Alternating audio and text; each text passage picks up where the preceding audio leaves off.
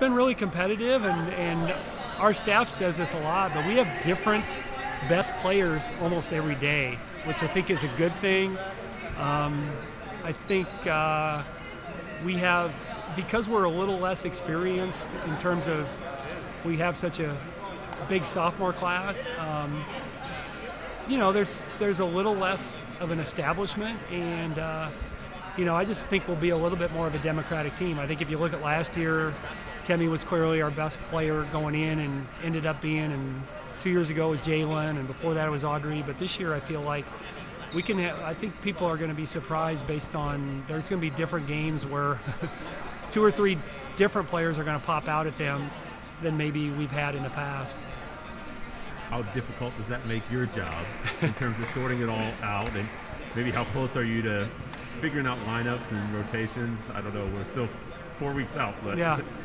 Where are you at in that process? It puts a little pressure on us. Like we've talked about, like what are some lineups that are going to be better than others, and but I think there's also a comfort level that we have based on, you know, we've seen players who, you know, haven't gotten to play a lot, who can play at a level maybe that we hadn't thought that they could play or whatever. So I just think from if you said this is the top of our roster and this is the bottom, there's not as big of a gap, and so that's a good thing. But yeah, there are challenges in terms of who's going to be on the court, but you know, that's also part of why we have a smaller roster. I mean, I think there's a good chance we can play, you know, 9 or 10 people that can help us.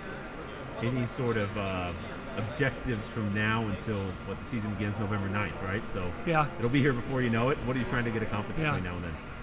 Well, we got to keep working on being connected defensively, probably more than anything. We have some limitations one-on-one defensively. Our overall team quickness is you know, moderate.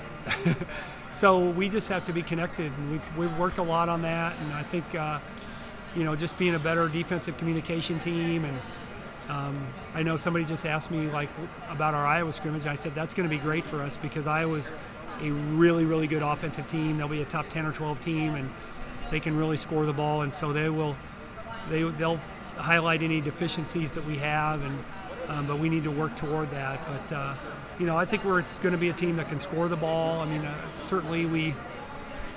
You know, I'm not saying every night we're going to be great, but I do feel like being connected defensively and covering up for each other is going to be huge for us.